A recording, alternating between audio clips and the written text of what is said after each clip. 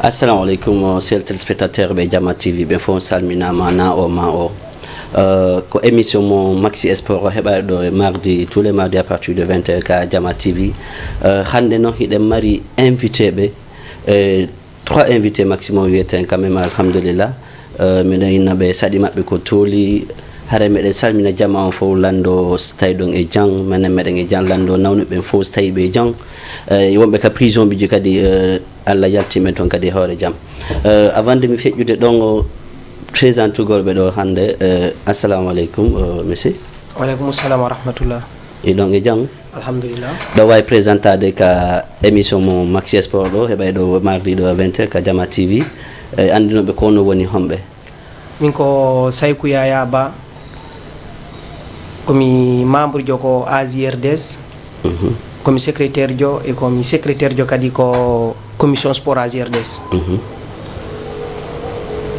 donc hara on weltanama hara men jonna kadi ka sengo men nanodo bayna monsieur do way présentade téléspectateur be men fo ok assalamu alaikum wa rahmatullah ay ko Mouhamadou Ri men makete jeado jaga sous préfecture Timbituni district Jaga secteur Jaga kadi Jaga centre donc inchallah donc avant tout d'abord ko weltana golon bienvenue kamon on ari wi kamon on ari kamon donc xare de ngado ka fi yewtugol surtout ballon mon feju do une grande finale hebuno do Medina wiete do Doutasek école Médine vraiment ça a été bien passé donc xare mi ada e sengo am nyamo gondo mi lando secrétaire parce que landi ka affaire organisation ko kambe hande wayte landade affaire organisation no feƴƴino ɗum e hoɓɓe seninoɓe surtout wiyano ton alhajiɓe yano ton population mo on fop ko wiya jaga fop senino na o ma o sendidiraka tere on hewno donc hara meɗen jonna on explique no jama on ko feƴƴuno nde ñande kon ka tere mbalon on ok mi arta ɗon comme tournoi on taw départ makko han hewten ka final tournoi on ko 6 équipes mo heɓi nder ɗin 6 équipes ji ɗon ko 6 secteur ji woni e nder jaga ɗi donc ɗi ɗon addi équipe ji ɗin 6 secteur ji ɗo woni secteur jaga on secteur Pellal Missira secteur Hinde secteur Bouma secteur Karewel secteur Bangoura ça fait 6 secteurs e nder ɗin 6 secteurs ji ɗon min divise mi waɗi poule de 3 donc mi waɗi 2 poules mi waɗi poule de 3 poule A on ay ko Pellal Missira Bangoura e Bouma poule B on mi waɗi Jaga Karewel e Hinde donc tournoi on ko débituno koko terre mo ɓinta de la force lycée de la force ko ɗo min joue phase de poule ji ɗin ɗin phase de poule ji ɗon min joue ɗi en 3 journées donc équipe B joue 2 matchs parce que ko poule de 3 équipe B ko 2 matchs heɓata équipe B joue 2 matchs min joue ɗon phase de poule ji ɗin fof tout s'est bien passé heɓi équipe ji 4 qualifié du demi-finale ɗin équipe ji 4 qualifié du demi-finale poule A on qualifié ɓe demi-finale ɓen secteur Pellal Missira on secteur Bangoura on poule B on qualifié ɓe demi-finale ɓen secteur Hinde on e secteur Karewel on donc min yi importance mobilisation ko ɓe woni yaade ton ko minen bureau ASIRDS on e bureau sport on mi waɗi commission mi waɗi réunion min inni joni pourquoi pas min change allié parce que comme on joue gol donc ko terre battue ko sable ko jaari woni ɗon quoi ko jaari ɗo lycée la parce que ko jaari way exactement min heeɓi idée joni ɗaɓɓugol terrain gazon et terrain wonɗo praticable pour le football parce que terrain jaari on certes ça te permet pas de mettre tout tes talents en œuvre quoi wata ɗugol talent ji ma il faut en œuvre donc min ko mi yeehi min yiidi to mi waɗi démarche ji ɗin commission sport on e ASIRDS on min trouvi solution min naɓu terrain jara fo donc demi-finale ji ɗin heeɓi ɗon demi-finale ji ɗin e final on min jouimo to donc demi-finale on kadi comme no minniron noon donc équipe ji nayi ɗo ɗi sitani on ɗo ɗi ɗo e demi-finale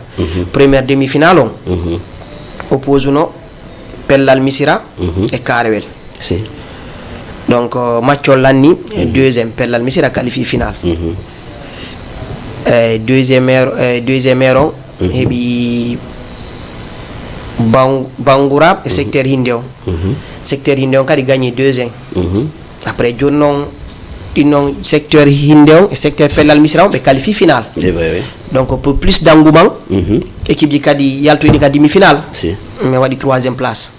adugol population mabbe on guo wona der ton donc fi toujours hollugol déjà objectif tournoi ko mobindirgol himbe ben quoi mais wadi final on ko final don jouano le 12 ko final don invité be waduno fo on final don kadi waduno 2 matchs premier match on oppose équipe Carewel et Bangoura donc équipe Carewel on yalti victorieux tirobi gagné donc Carewel wani 3e tournoi donc deuxième match on oppose grande finale secteur Hindéon secteur Pellal Misra mais donc grand match de football joué tout s'est bien passé Angouma wadi ça va wadi 90 minutes on wadi 0-0 après mais tirobi secteur Hindé yalti victorieux donc nder tournoi premier secteur Hindé deuxième on Pellal Misra troisième on Carewel donc ko dum no li organisation tournoi o match di organisé info mais ni kala alhamdulillah kan der tournoi parce que blessure ji grave ji bali andon kadi no ko remercier gol tout puissant en plus à organiser match de football bien sûr dégage no di blessure no di piji bu swadoji et Dieu merci tout s'est bien passé mais jouy donc ay goto wadali blessure do grave quoi ko blessé du maji tout en plus kadi supporter be ben c'était bien organisé donc avant de ya continue do mais arta parce que le président sport suis am président sport donc andi ala ko acci donc président sport donc ko honno wadda vécu à travers organisation mo wadda do en tant que président sport. OK, avant tout d'abord mi salmina jama be ko di kafi di golle len ton ko bido ton quoi ay namen fo way hetto dadar men seedabe ari do kono en do bureau AGRD son fo OK ari fi organisation tournoi on andi affaire organiser gol ballon wana facile wana facile quoi et ko amuron ko amuron mi woni no manade e mum e yidugol ko mum kadi quoi yida hodo ngom parce que ça tawi yogol honne ter organisation a ciapama a nyamata a yarata imoda bimbi subaka doga yaha terrain bannita piiji bannita julle habba fileji bannita puloji dum fo organisation wakilare kana ko dum andi si tay dum do fo ko jonnugol exemple ko organisation dum organisation parce que si tawno men organisano men wadano organisation o wadari shuude on entraînement wata marché de non quoi si parce que goto e dido tum wata organisation noddugol on jama don fo parce que jama on ari donc voilà on yino fe iri non yi quand même machallah OK haray non ko ballon way non souvent andi sport wodi wobbe welto wobbe mono parce que fair play quoi ko gagne ou perte donc non si tay da yaade ballon da andi tude ko dinno didi yaadi on ti duita tension mo parce que menen bi équipe di ko yidon non fo ko famille goto nen ko district jaga ko 6 secteur men composé be wonno be tawa wiide be journo be don me fo on di équipe di don fo ko e himbe adon be don me fo ko onon tun arno do ko menen tun ala étranger jo hay goto do fop ko menen ko honno waton wawdo noddirde ben fo en tant que président sport. OK andi no men noddita dum non be mari jokkereji en c'est très important parce que enen andira enen pullo en wade société ji wobbe ko chaque fin du mois wobbe chaque semaine no wodi ko jeunesse no wodi ko mawbe aray non ko jeunesse on tambiti programme ji di jeunesse on motivé quoi jeunesse on motivé kala kadi ko jokkere en watta ko jeunesse men ittata burata ittude quoi on wadi joni men wadi don règlement ji men inni joni kala mo tawaka ko programme ji secteur mum jokkere jenda mais secteur ko honno créé donc ko honno dum don wiete parce que na secteur tout quand même no wodi haray motivation no wodi inde créé donc fi association mo lo way non ko AGRDS woni association ko ni AGRDS ko menen uno woni association des jeunes ressortissants de Diaga au Sénégal oui ay non ko zone hare mobbe kadi no mari sifa dum non ko no fi jeune son ko AGRDS ko menen woni créé do tournoi mo football mo yidon do hare don no wadi 6 secteurs wodi secteur Diaga wodi secteur Bouma et secteur Hinde et secteur Carewel si secteur Bangoura et secteur Pellal Misra ara ton kadi sa e nder ton kadi atawe no mari sous secteur di nder ton ono kodoloy quoi kodoloy si c'est vrai ok ara ko non composerie quoi ko non men tawri kadi donc si c'était un fop ko do yaltin don di ben fijube don ballon don mais fo ha finangal wadi réussir ala étranger jo hay ko fop ko ton iwi wow fop ko ton iwi o wakke do mobu daara don do jodo mobi to de famille mon kan donc do yete andi bay jokereji en na waday be yaha versa 100 francs fi jango ben donc comme fala famude fi affaire o ballon mo wadon do ko 100 francs werti don ha waddo réussir association de 100 université de 100 francs ko yawitete dum ko dum addi au tournado si ok parce que min indi ko tawabe ko jokkereji en ko be non zota tournant en atti taw men organiser tournant par génération ari don na hodo ouais ko génération men mare première catégorie deuxième troisième ha hewta vétéran men jillo jille nder ton quoi fi évitugol tension ji go mais yeyi non so men fuddi kay men joie men inna joni kala mo ala ko kay ko secteur mum kay secteur mum rek jokkere na ton on tigara tawaka ngel min don non ko plan wadon non kam non mi wadi politique en encourage suka men fop bay joni alhamdulillah joni fo yitidi fo no andindiri sabu o tournament men organiser no bien parce que comme noddi be don ari be men inna mo kala yo dabbito e gorejo mum ouais ara wono exemple jeyaado secteur jaga ya dabbita génération mu jeyaado secteur buma non be dabbindira ha kambe ben accita be yidida fi no be andindi ko be susindira kambe kadi wadi non ha en créé donc équipe ji chaque fois nous déroulé normal quand même mais quand même ça a été bien passé parce que parce que télé Jama TV on seni no ton yetti image dananda hore ma ko labadi mo yudi yi ton non kadi hobbe men surtout mawbe men ben e yibe ton e sonnabe men kadi rewbe ton kadi vraiment c'est quelque chose de ko laba mi yata dum non donc hare secrétaire don land donc no mari ko jona don de certaines paroles sedaji à travers hobbe arnobe don be ok ko be woni hombe donc andi ba mi yuta ko final ba mi hewti final on mi wonno kadi réunion ko réunion no men dari himbe no wodi doabe mérité de envoi invité de quoi menen ka toujours bureau men arti ton kadi men jodi men consulte si secteur ji din don fo mi wadi lettre d'invitation ben bi hono don non jodi no kala officiel do ton fo ko indi be lettre d'invitation be ari wobbe o babiraɓe amen hara ko littunoɓe fino ɗum ɗo daro han hewti ɗo hande meni noon pourquoi pas les remercier gol ɓen ɗon ko yawgol dara œuvre ji ko fayi maɓɓe ɓe waɗi kon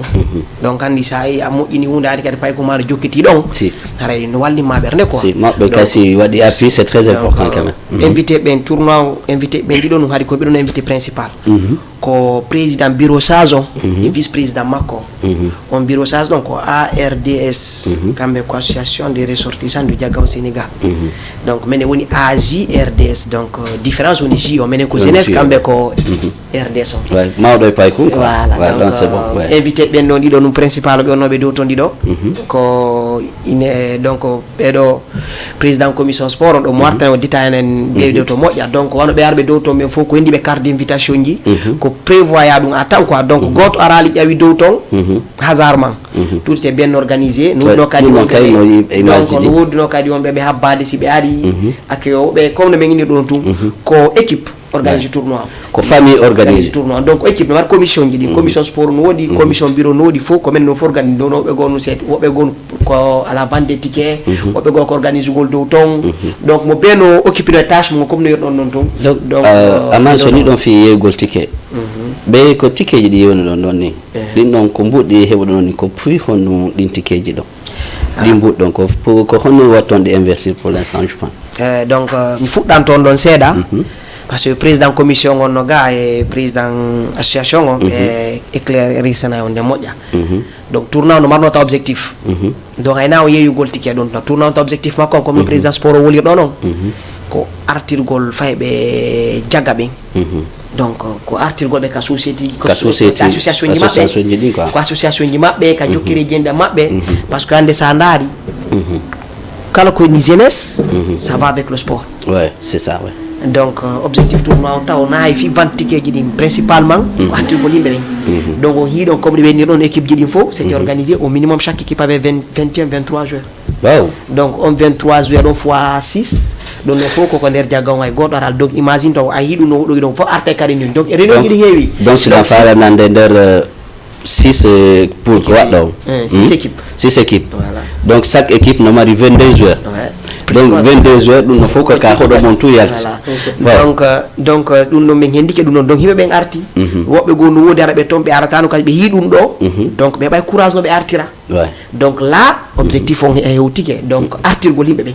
donc joni gout image jeunesse on quoi parce que jeunesse on artay donc joni mi arno seeɗa ka revendique ji donc andi ɓay terrain jiɗi min mesti kano mi hendori terrain gon noon donc ɗo andi ni terrain heɓugol terrain public ko joué c'est un peu compliqué donc joni te joni loi luweteɗi wattedi fof donc ɗum noon kadi commission sport e président association ɓanno effort ji bous rencontre ji waɗa kamɓe alfinaɓe terrain on rendez-vous ji ƴetta yewta an trouva solution woodi ko ƴetta toon terrain gon ko luwira kon par ce que ko par heure terrain ji no luwirte mais yeytikeji ɗin ko demi final e ko final juste ko ɗum ɗon luwi ɗon terrain on terrain on ko ɗon luwi inviteɓe ko arno wano par exemple sen télévision jarni ko ɗon ɗumaji ɗin iwno donc y avait tout était dedans donc vantikeji ɗi goɗɗugo ko dépense ji yawno mais ko heeɓi kon ka nder tournoi donc président sport on e président donc mbiɗo ara ɗon par ce que ɗon na ko lewo donc président ɗawa expliquande ɗum ɗon ko comme secrétaire ma noyi noon o jontima parole on fi yewtaŋe taw wono e komin initiri tournoi o par ce que nane ari ni ko haami ɗuman noon ƴettami hannde ɗon ki are men daaru men tawi yomin initiri tournoi o jeeyaɓe ko hoɗo toon kadi jeeyaɓe jaga ɗon si ɓe min suuɓi ɗon seeɗaɓe par ce que min wata initirde fof daar ɗon ɓe anndanɗaɓe dogana en district jaga bimɓe kikiɗe a wawi nde kamɓe sa woni saabu o ɗum association o programme ɗo ardini ha fof yitidi woni nokku gotum quoi aray min initiri président ɗum honnintela district o Modi Abdoulaye Semboro e min watti ɗon kadi Alhaji Boubacar Bangoura ɓen noon min waɗi parine tournoi o e membre équipe maɓɓe on fof e koɓe gollodita aray somi nimi wolay ɗo mo kala inde mum haray ɗum non metta mo Moussa quand même kamɓe membre équipe maɓɓe on fof e koɓe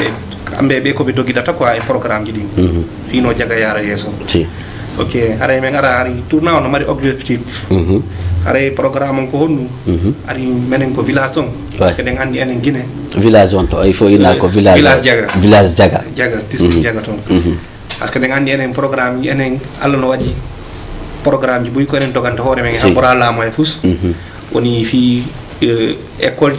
ji laawi ɗi no jangde e laawi e ɗum ɗum fof minen association amen no mari on programme ɗon fof fi moƴƴingol laawa min mari fondation fi laawi par ce que mi anda so hino ndeñan affiche ji ɗin fof min waɗi banderole min affiche min mari fondation fi laawi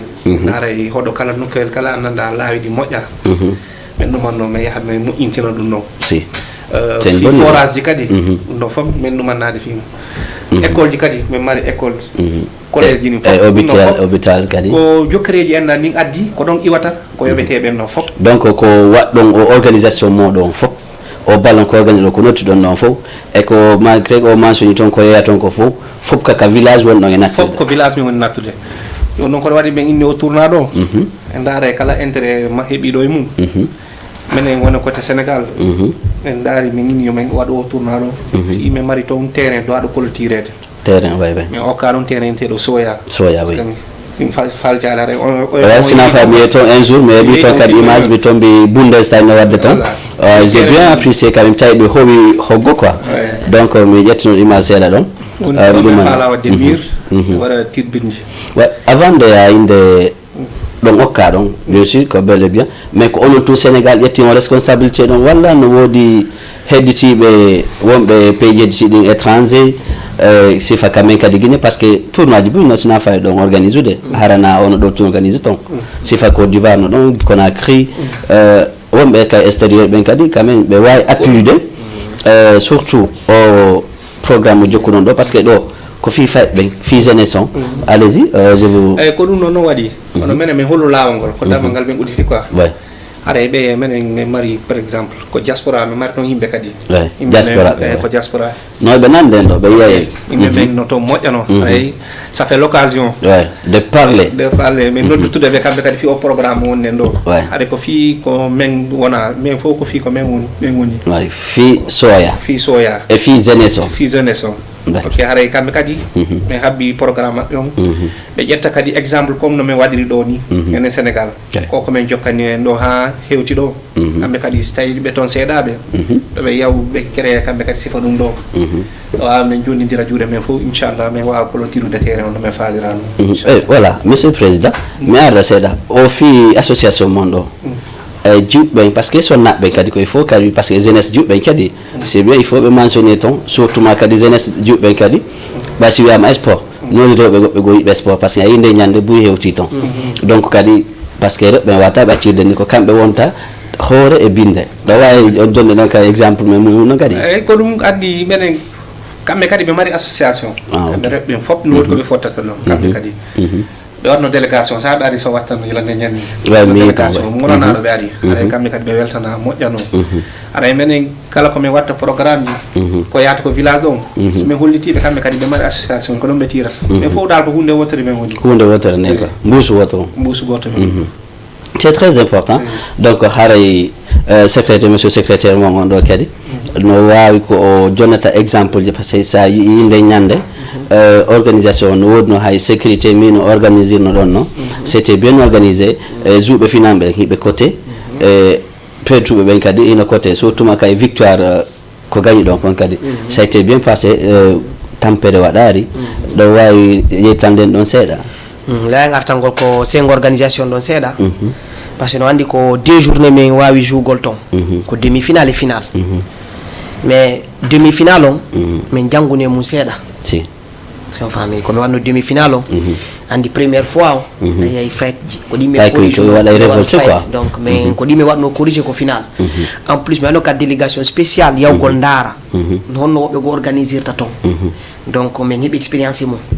donc mi wedditaki e nder mum donc ere fête ji ɗi mi waɗno ɗin ka demi final faji ɗi mi waɗno ereji mi waɗno ɗin min corrige ɗi ka final woni hon ɗum andi wano par exemple sa ndaari ballon o joueur ɓen toon 22 joueur ɓen e arbitre on probléme ala ok parce que un arbitre et le joueur ça woli sinon c'est un carton donc mais pourquoi pas séparer les supporters mais ƴetti mesure de sécurité ko ɗum ɗon barrière ji no jooɗi tout était là mais séparé donc min acciti partie officiel match ɓe ɓen kamɓe président sport on chargé mi wonno ɗumajo chargé de match jon mi woni ɗon mi waɗi sécurité ɓe donc supporter ɓe wona par exemple les 2 équipes finalistes ɓe ɓen pellal misira hinde supporter jo hinde n'avait pas le droit de déborder au côté secteur Pellal Missira. Supporter de Pellal Missira, il n'avait pas le droit de venir sur le plan du secteur Inde. Mais nous avons fait ko de kadambugal. Donc na nder gal no fudi kadambugal sa reangi tike ma kadambugal to kanada sudi ma nganati ko Pellal Missira anda déjà ko gayarta. Ko hinde ko gayarta. Donc parce que ben darno men tawi sa milanzi ballon no mari tension. Ouais, mari tension. Ayay do goddo do weldi no fijida mo hinde o Pellal Missira c'est des gars ko pot kambe jawdata ci porata après ballon ko ya 20 minutes 30 minutes après tanga be goto goddo ko ndar do après dum mais ça woni seraga donc si tawi bruit men minute ko secteur inde ga do no weli jeru golan parce que ko kambe tum ça ari sécurité so wani ke be wona ga kadi si dum annike c'était bien organisé ko dum c'est pas mais on séparation donc ka dambugal to fudi dès d'abord 43 ça ari ayya do men ko data donc mi waɗu etti moƴƴuɗo e mum min jangi kadi mi yehi min waɗi délégation spécial min ndaari no feƴƴirta non ka demi final men kadi mi fayji ɗi men ɗumanni ɗi min korisi ɗin ɗo donc ko noon Allah kadi walliti men après final on ɓe ɗiɗa les meilleures conditions c'est vraiment super artenka président sport donc à travers jeunesse payɓe ma ɓe jogitinoɗaɓe noon parce que mi pay koye no toon gokkoygo ils sont bien motivés e ɓe waɗi sawar e mum ha ɓurti donc honno jontaɓe noon kadi courage en tant que président sport ko ɗum andi ay wono an hikkinaɗo yeeso on ɓe a jonnu bon exemple d' abord ay Allah waɗi gonnentelam ɓen hikkinaɗo yeeso ɓen en wawi maîtrise des programme jiɗi e probléme jiɗi fof kala ko waɗi ɗon aɗa min andi no min gérida fito tension parce que yi tension immike tum en ande no min gérida programme no calmira parce que so yi min mari équipe kadi buyi ono naaɗiɗo kon comme ino nane kon to naaɗiɗo e tato wawi organiser affaire o ino senditi so ayi ko dammugal woodi wonɓe yeyde biye no woodi spécial kadi waɗoɓe accueillir yimɓe ɓen aro invité ɓen no woodi kadi spécial ayntoɓe fi supporter ɓe toɓe mélange o hollamo kala ko jotto ɗon quoi o yi kadi gano onentena secrétaire oui no ƴettide nodji ni par ce que ande arbitre mo ko nder match wata yiide ko nder ton ko fof ɗum si so waajunde goɗɗo zone alors indaali secrétaire ɓen ko ɗum ɗo woni golle maɓɓe ne ok haray komin nodditata motivata hedditiɓɓen kadi ko gollal ngol ko mum ko ɗum ɗo woni intérêt hannde par ce que sa yi ɗo komin dogata ɗo bimbe kikire ɗuma fof par ce que andi ko faɓɓen ko fi maɓɓe en andi kadi ko accuɗen ko men kon oɗon addi o programme ɗo sinano harayno mo kala no yaade e programme o Allah waɗi o min heeɓi o association ɗo min heeɓi idée ji waɗugol sifa ɗum ɗo hara min toli kadi yaaja ɓuuri ni quoi hay ɗum ɗo ko c'est la première fois tum min arda no woodi programme ji qui sont en route quoi min faala yode ha tawa andanda hara jaga men nana menen kadi professionnel ɓe professionnel no nani te hedditi fo men kay men hoore amen ton bien sûr c'est mari non parce que no ton kadi no mari marɓe capacité ouais ça c'est vrai marɓe expérience ɗum ɗum lannata parce que so yi men yaltini wonnentela 6 équipes mo kala no mari non liste 22 ara accaɓe ko yaasiɓe no ɓuuri ɓurde hay parce que woɓɓe goɓe sélectionné non ka ɗum ɗo mi mari capacité ɗum noon si te inchallah min heeɓay kadi ko ɗum woni bit amen o woodi programme ji ɓurɗi jannuɗen ɗum ɗo ɓurɗi jahanɗe ɗum ɗo inchallah aroji yeeso gonka pullo wi konko tekkere nde dongal ngal naade ɓawa avant tout d'abord ka secrétaire o mo wawi jomnude dene makko parole par ce que ɗe mari président o kadi ko ma ara monsieur secrétaire aɗa wawi wayntade hetti on noon donc avant mo ento ɗon seeɗa no waɗi komi soulignata ɗo wano par exemple conseil komin jonta fay ɓen kon par ce que ko final mi gaddo recruteur ɓe mais andi sa de cadre recruteur joyi tournoi a wata andirgol joueur joom fi on ɗum mo falte surpassagol mo piya équipe makko mo falte hollugol hoore makko dole ko donc min addino recruteur ɓe donc ɗum fof ko piiɗi min waɗugol à l' interne donc ɗaɗugol ɗo recruteur jo sabbo waɗa par ce que ɓe mari pay koye bouche évolue ɓe centre ji wonɓe nder académie ji ɓe joude mais visibilité on no manqui quoi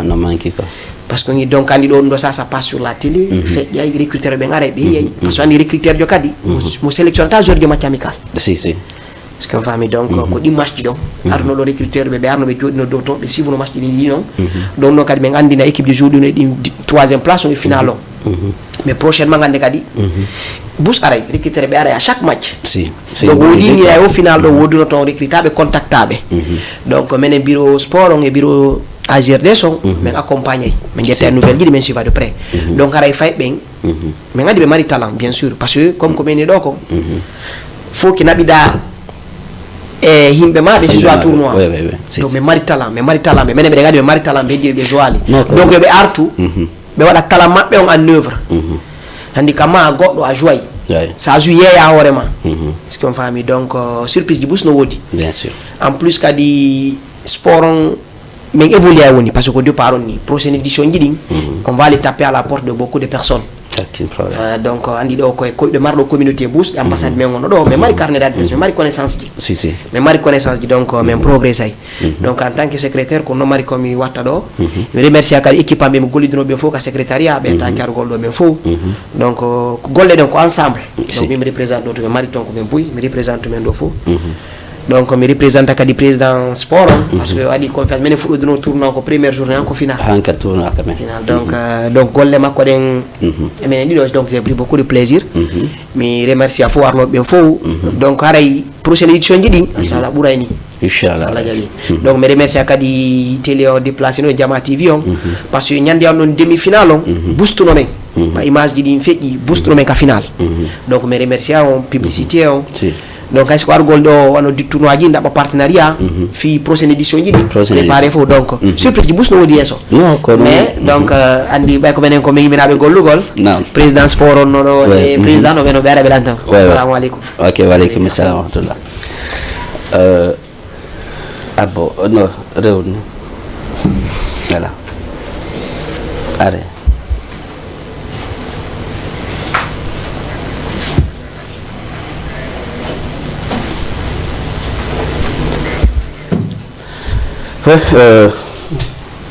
bien sûr le président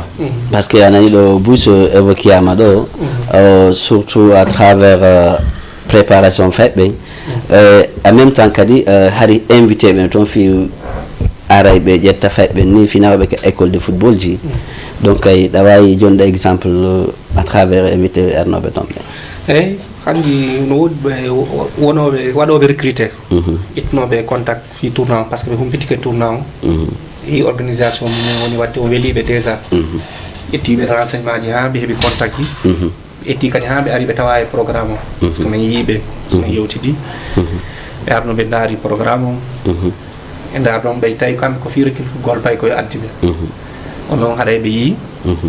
ittuno aɗa ɓay kamɓe way sendidira e ɓeɓe oɗay moɓe toɗɗi donc ɗum woni par ce que hari min immini goɗɗo conseil o joɗodiɗo e makko aɗa so inni ko oɗo on noon yahata ƴetta onon tele programme ji ɗi doga fi course ji ɗi daara anda ko homno humpito quoi ok haray ɗum noon fof min humpitike haray himen e mum kadi inchallah so Allah jaaɓi haray ko ɗum men yeeli ko ɗum men faala kadi inchallah si fino ɓe waɗa ente ɓe hewtira surtout international waɗa équipe nationale c'est très important surtout à partir daari wano pita ka men si wama pita ha laaɓe a yiyata pour le ka équipe nationale pourquoi pas en ƴettata fayɓe nadenɓe ka académie ji finance ɓe wallitoɓe par ce que à travers mouvement mo jokku ɗum ɗo hande pay koye à partir de 2 ans et demi wala 3 ans hansi ɓe 5 ans hiɓe doit yade ka école ji ka école de centre football ji si ɓe yeehi toon ɓe heɓay chance par ce que hande si ɗo a signani pay ko maɗo contrat o jouoygol soit Nantes to walla Liverpool walla Barcelona walla club ji hedditiɗi ɗin fof walla ka championnat logoji donc okkete no artira ka équipement national par ce que so arti ka équipe national no wonanma e hollugol ko ma neɗɗo guinéenjo surtout hande hiɗe yalti wona seeɗa no yaltirɗen noon mais alhamdulillah par ce que en ala e bondude hay fus hiɗen jokki golle men ɗen hiɗen jokki ko holaɗen ɗe respectivement maɓɓe surtout ma nda mo waɗɗo mojoɓe nde waɗɗon ɗo ko werti ɗon 100 francs 200 yeehi ha ɗum addani on grande chose addani on soutenance ɗe anndanɗa hoorema a kon sikka noon hewtay ɗum ɗon kadi c'est une bonne exemple envers vous ko ɗum waɗi min toroto souvent fayɓen kono ko min enta e ɓe chaque fois kono ko réunion ji min fuɗɗoto toon wollongol ɓe kala ko yaaha yoɓe hollu neydi c'est très important neydi ndi way éducation de base si ko ɗum ɗon woni fof par ce que sa ari ɗo hannde wono ɓe recrutoɓe arnoɓe ɗon nde ñande mi yi toon wono blamɓe ɓen et cetera portoɓe ari ɗon so ɓe yiiɗo cibliɗo joni pay kum ɓe yimono mo ko wawi ballon go ɓe yimo holla toon borenide hande kadi ɓe haajaka par ce que kamɓe ko neydi ni ɓe arto to darde on tigi taw donc avant de continue débat men o passé débat no wel se fuɗɗi ke wolde en ala waggol are donc haray ko wiygol aki en ɗo président association président jeunesse o aray ko monsieur aray meɗen inna no assalamu aleykum ɗo wawi salminde téléspectateur ɓe Jama TV ɓen fof aray men jonnan parole on aray assalamu aleykum wa rahmatullah aleykum salam wa rahmatullah aray men salmini ɗuma Jama TV o fof aray men weltanike o e ɓaawo wawde men invitude ɗo e ɗi programme ji feƴƴude ɗo aray weltano district Diagon fof e bureau ji ɗin fof e ɓaawo men noddede ɗo hannde pour yewtugol fi Diaga fi district Diagon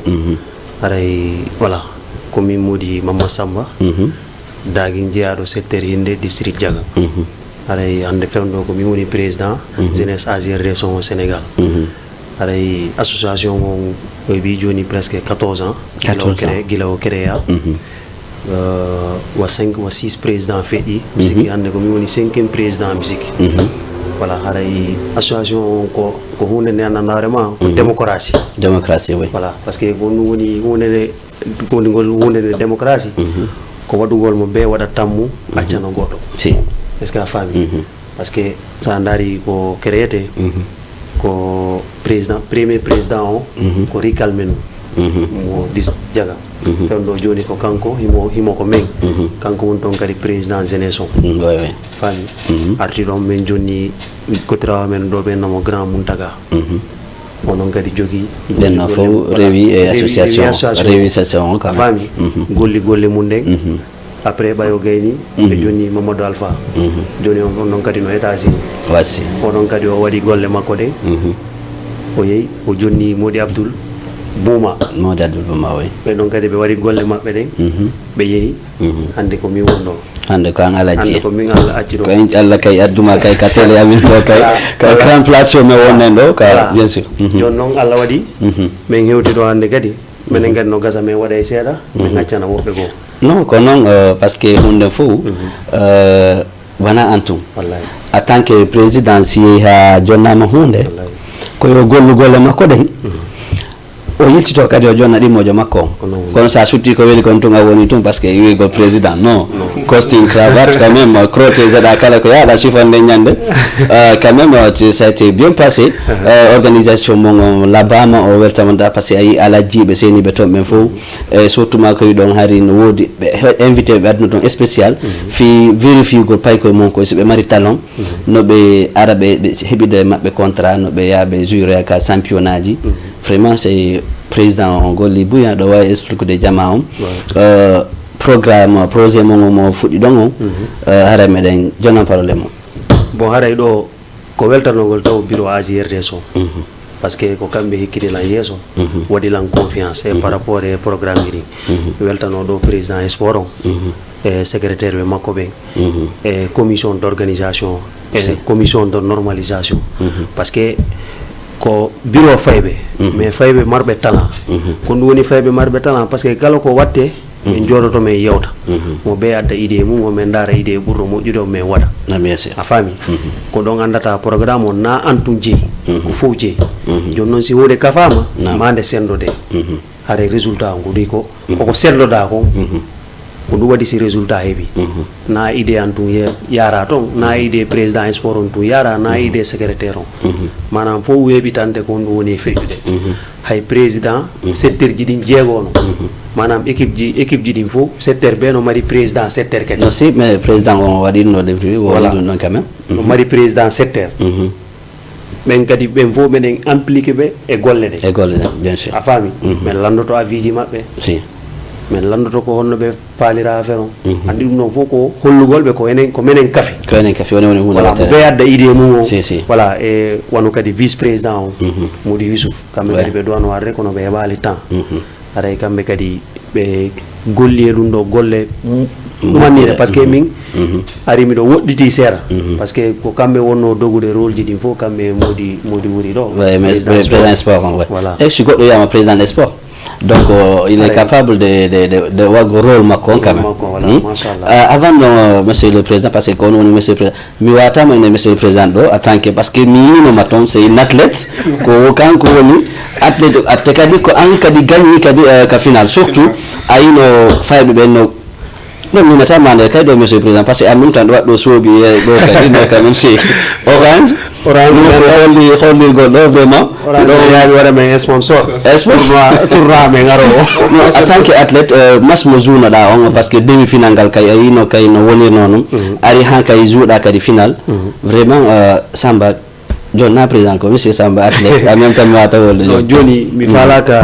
yewten ɗo en tant que joueur ɗo mi faale yewtu non kam il faut mentionner ɗum noon taw seeɗa andina ko a woni joueur de soit ko attaquant walla ko buteur walla goto joni golon exemple golon hunde ɗen fof ko gotum si kanko ko président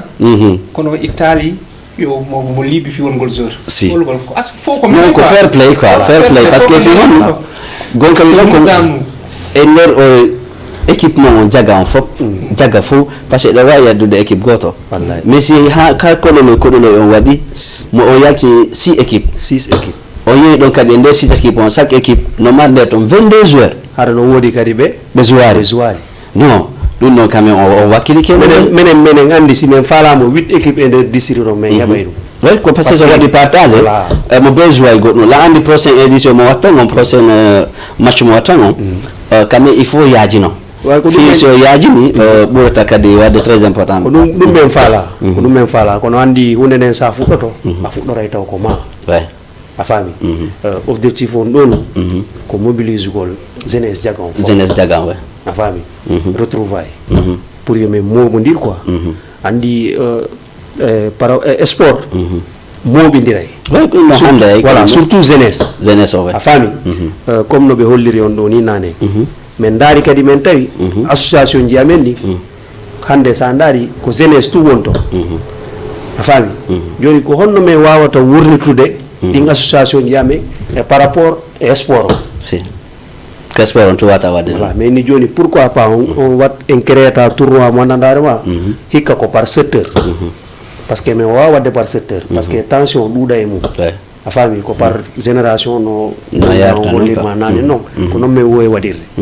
mais miijiti joni min inni joni ok ne wawi wadde par secteur mais secteur ɓe en oblige e mo e nder équipe makko 22 jours on haarayɓe fof hiɓe windi ko suuseti makko par ce que pour yoɓe anndu ko woni e fottinte ɗo ko jokkere en nan bien sûr na jougol tum ballon a faami ko jokkere en nan voilà sa ala ko jokkere en nan a jouwata ballon o donc ko holga joude o a faami haysi ko a hombode andi joni si équipe waɗama ko mo hara anda andi ko an woni grand joueur joni ton kono a yata jokkere en nan ari ɓe ni a jouwata a tawi no muusi donc obligatoire ko ma waɗa donc obligatoire a tawi no muusi bien sûr voilà a tawa an kadi a fanni hoorema ko a duwaka fannude hoorema andi a aray windoɗa ko mo ɗon noon en tant que président ko honum wonɗa wadde préparation fi prochaine édition jiɗi walla prochaine parce que si ɓeɗo mentionni ɗo kammo hiɗon okka terrain ɗon faalam wadde clôture donc en tant que président sina fawi oɗon mari kay président ɓe hedditiɗi pays ji hedditiɗi goo e surtout ɓa diaspora ɓe on ɓeɗo min kadi no gasa appel mo waɗa ton walla en même temps na onon tun a si wiyama hande sport wiyama hande jeunesse kala ko goɗɗo waɗi laamu ngun no kayno toon pourquoi pas on mentionnata par ce que so wiyama Diaga ko timbi préfecture on toon hoorejo laabi ɗum ɗo onno toon pita son invité préfet onno toon on envoyi lettre ko ɗum ɗo faal ɗon kam on yeehi ha on lettre mon ɗon on mentionni ministère des sports walla ministre des finances Guinée on quand même c'est une lettre d'invitation c'est ko tantugol sens fof no wawi wonde en tant que délégation si on yeehi on daari ko ɗum ɗo wata arrangeude on heeɓi ko laawol no yeyno par ce que ko seeɗa seeɗa sa wi Diaga ko timbi pita ko on to laaɓe à Conakry donc à travers ça surtout kay ɗon fayɓe ɓe wonno e préparude ɓen hiɗon naɓude ɓe ka association ji Dakar ɗo walla ko hedditiɗi walla ko honno ƴettuɗon chargé mum non comme hande comme no yewtirɗa ɗo ni andi a yewti ɗo opportunité de bourse joni noon komi haalama kon ko commencement men woni quoi ko fuɗɗagol men woni e côté ɗum ɗon o minen Diaga imen ɗuuli imen partout dans le monde ɓay imen mari hay association mum men innata Diaga international a faami fof no nder ɗon voilà joni noon minen Sénégal ɗo noon miɗen organise mi sikki ɓuuri fof par ce que kadi ko ɗo min ɓuuri ɗuuɗude mi sikki hay ko men a faami joni noon haare min faala kadi lancude ɗo message e ressortissant Diaga on fof kala koɓe wawi wonude yoɓe organise o moƴƴa ɓe anda kala ko min faala minen district Diaga on si min wakkili ka min heɓay min gaynay saabu wonnu miɗen mari yimɓeɓe miɗen mari marɓe ɓen miɗen mari faamuɓe ɓen voilà miɗen mari kadi fayɓe ɓen mawɓe ɓen kadi no toon duwaji ɗin kadi duwaji ɗin si jaabiki quand même on faami aray si goɗɗo heeɓi ɗum noon aray ala hande kadi ko hulata quoi est ce que a faami comme no wirɗa ɗo ni wono programme timbi tun ni pita ɗum noon ɓandi ɓay haray minen na toon min woni haray ko wonanɓe ɓen pelen Fouta ɓen après wawoyta waɗande men ɗin démarche ji ɗo kono andi ɗum noon fof wawi wadde o e hoore organisation jalo si ɗo organise ke merci ton organise to voilà joni noon ko ɗum waɗi min si min fuɗɗike ɗo ko noon min woni e yaarude ha min hewtoya toon on ɗumanti noon min wawa nabude piiji ɗin ko wiiɗa ɗon a faami comme ça aide ji ɗin wawa arde en tant que président kay par ce que no woodi kay goɗɗo alawa yahowo par ce que no woodi kadi hunde handicapé ɓe haray sina fayno ka partie ji men so tawi association ji mon ɗin hino wadde kay suude no ɗon anditude kay ɓen ɗon handicapé ɓe no toon no woodi kadi ɓe ala moyen par ce que seyni ɗo tun ko weeli foti ballon hande ballon janggo walla yaha ɗo waɗa quelque chose d' événement hara ɗaɓɓa ɗum ɗon fi waɗugol investir goɗɗugo hara no woodi noon ɓaawo ɓe dowa ɗon darde fimum ɗum en tant que président kay ɗon wawi voilà andi comme no nane Modou ɓuuri haala ma ɗo ni président sport minen sa daari ɗo c'est tellement organisé machallah ɓay minen mari ɗo fondation Filawi minen mari fondation humanitaire de Diaga kala ko social doit waɗede e nder Diaga o hay joni minen wadde harana nder Diaga o par ce que comme ko wiɗa ɗo ni wono bofoɓe walla bumɓe meɗen sodana ordonnage ji e pousse hara ko e travers fondation humanitaire o mi yuro ɗon kadi wono président o kotam mamadou président fondation humanitaire o o yiɗuno sa ko demi final kanko innitiranno demi final ngal a faami haray on côté ɗon kan kadi ɓe wadde ɗon golle moƴƴa e côté social haray kala komin heeɓi ɗo social ko kam fondation on men hikkinta ɗo yeeso minen heɗiti ɓe bureau mawɓe bureau fay ɓe fof iwtira ɓaawo pusa affaire on ka par ce que tasi woni taw hunde enen jeunesse on sen jokkodiri yahay par ce que sa yi ɗo certain moment ji no woodi woɓɓe ɓe yalta ka réseaux sociaux ji ɓenna ɓe ala ɗum ɗo walla ka maɓɓe no bonni so tawi onon jeunesse on jaga on hiɗon motivi fi ɗum ɗon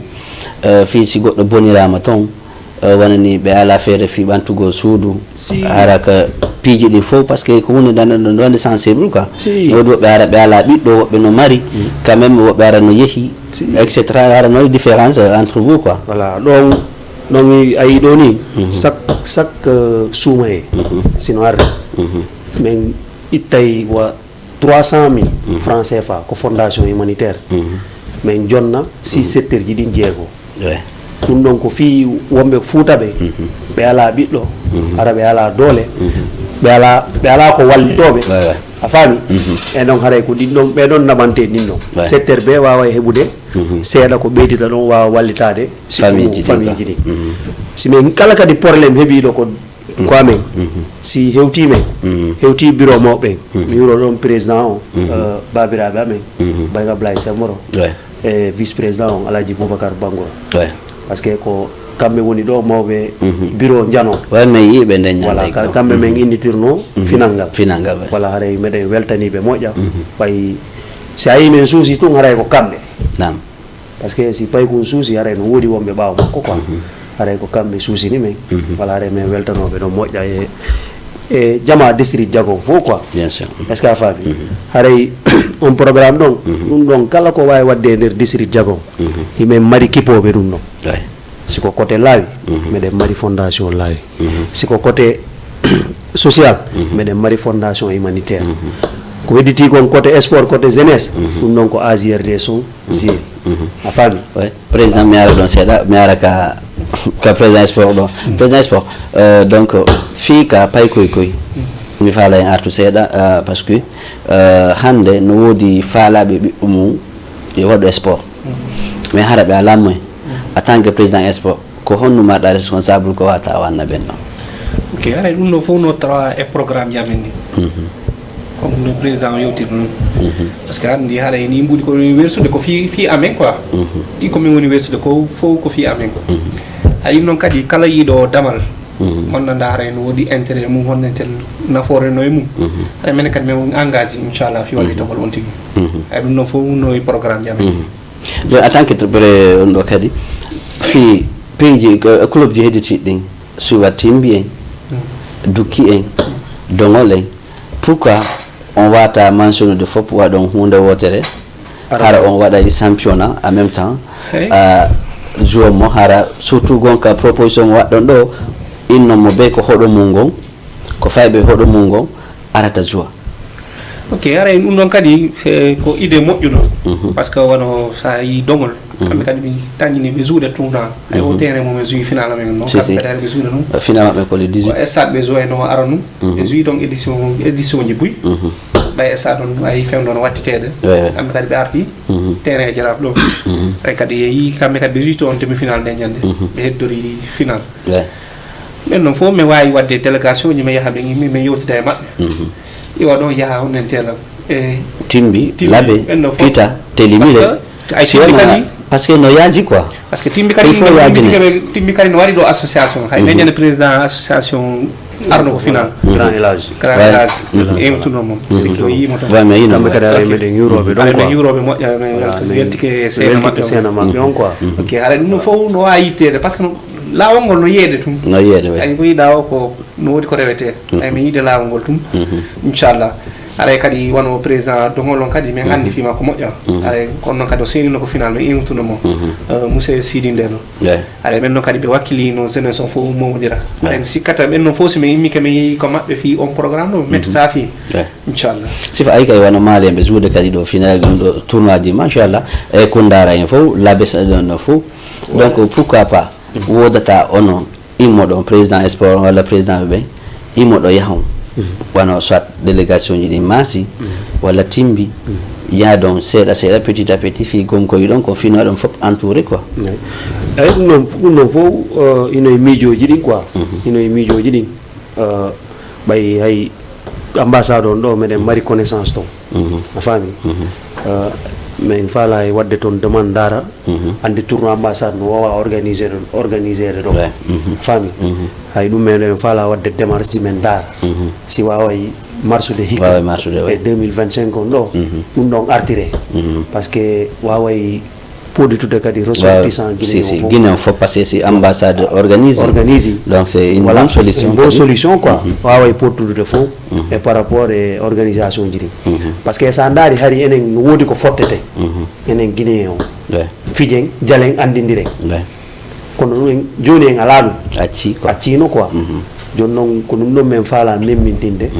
jama wawa fottude heɓa ko wawata fijude jala andidira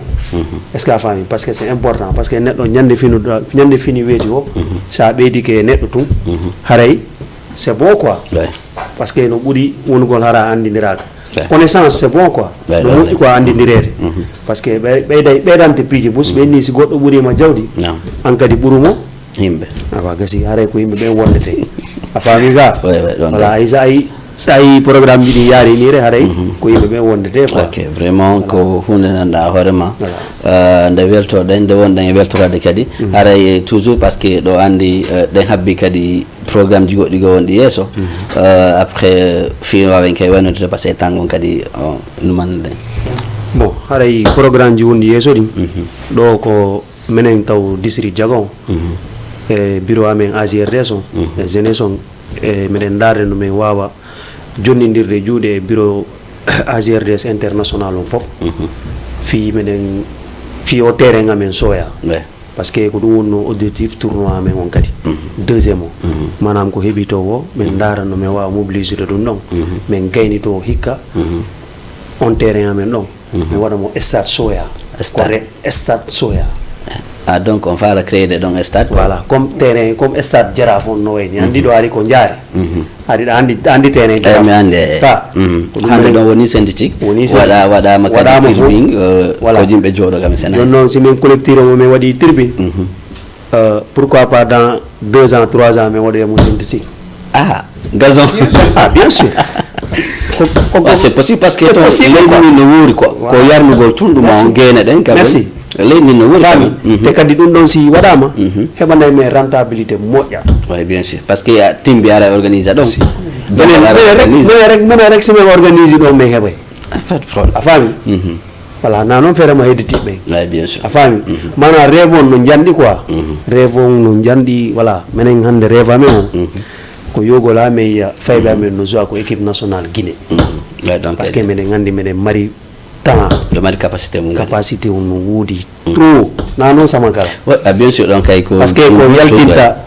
tournoi e nder district goto yeeɓa 6 équipe mo ɓe adda 22 jours hara kadi ɗum ɗon noon harna taƴugol on ɗum ɗon ko so walli jeunesse on fewn ɗo voilà joni par ce que jeunesse on ɗum ɗo na koye woni tun ko waɗugol ngol voilà si en waɗi sa ƴetti joni ɗo ni wonano ni centre dino ɗo centre de football ji wona Jaraaf en no ɗo ko terrain ko yonano no walla Khandal en no ɗo walla Kusumem no ɗo walla Betti Pom walla Ñaari Tali association ji busno ɗo hay mi terrain no ɗo ko Paris Saint-Germain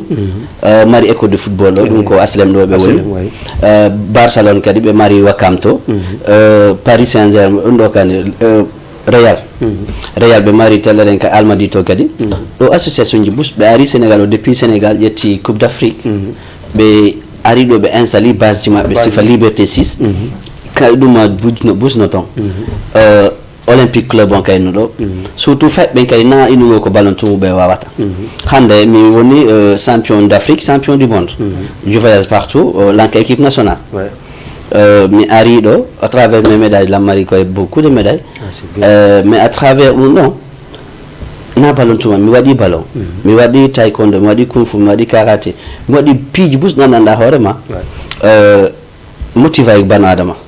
parce que no wobbe hare ko be ko sans ko wawi don nabarta on tigi say ni ko adina jotne goddo ballon o wata ballon wobbe ko bosko ndare do no pay ko men kun timbi Madina tafsir ko mo timbi Madina c'était mon élève mais alhamdulillah hando yehi ha o woni champion du monde hande mo équipe nationale c'est bien hein donc ko ko winete ko hunde fo ko wakkilare nde sa jokki hunde a waway mais honno dum non ko sen walli febbe hande président sport président district